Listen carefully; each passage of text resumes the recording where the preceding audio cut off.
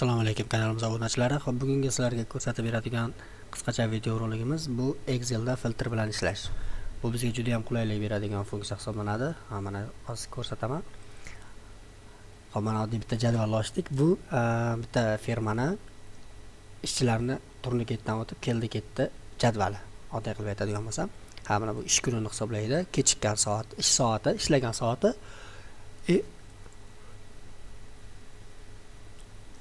kechikkan soati hisoblaydi. Bu endi hozir aniq sifra emas, shunchaki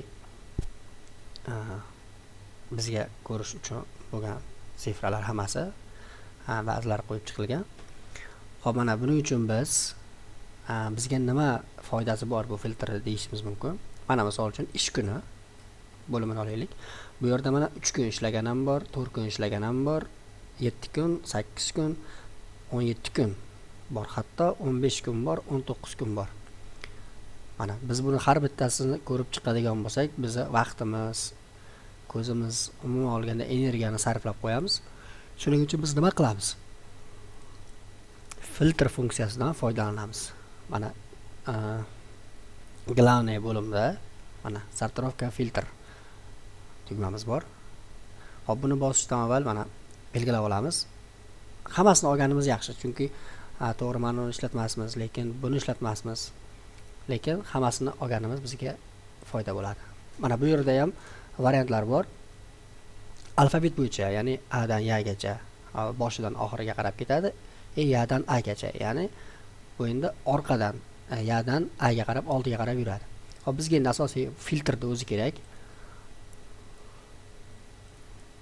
Mana bir joyda shu emblemma ikonkasi chiqib qoladi. Xo'p, mana sizga shu ish kunini ko'rsatib beraman. Xo'p, bizga endi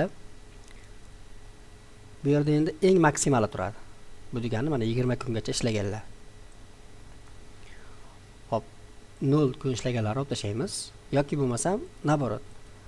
Biz faqat 0 kun umuman ishlamaganlarni olamizda. Xohlasak bu spiskadan bularni o'chirib tashlashimiz mumkin bo'ladi. Mana bular umuman ishlamagan.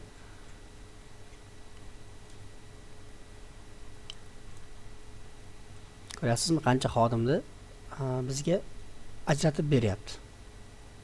Bular umuman ishlamagan. Hop, endi bu yerda olishimiz mumkin. Menga faqat 10 kun ishlaganlar. Olib ber. Mana.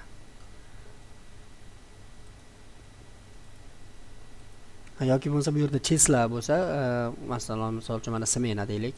Bu yerda hozir smena yo'q. Smena kiritmaganmiz. Smena bo'lsa, qaysidir smenani olib ber menga. A smena yoki B smena.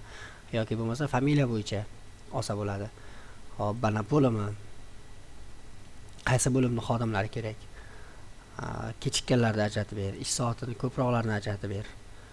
Shunga o'xshagan o'zimizga kerakli ma'lumotlarni bizga qisqartirishga va ixchamlashtirishga juda ham yordam beradigan funksiya hisoblanadi. Bu videomiz sizlarga yoqqan bo'lsa, kommentariyamizga izohlarni qoldirib qo'ying. Kanalimizga obuna bo'lib qo'ying, qo'ng'iroqcha tugmasini bosib qo'ying. Shunda videolarimiz chiqqanda e'tiborsiz qolib ketmaysiz va qoldirmaysiz. Hammaga rahmat.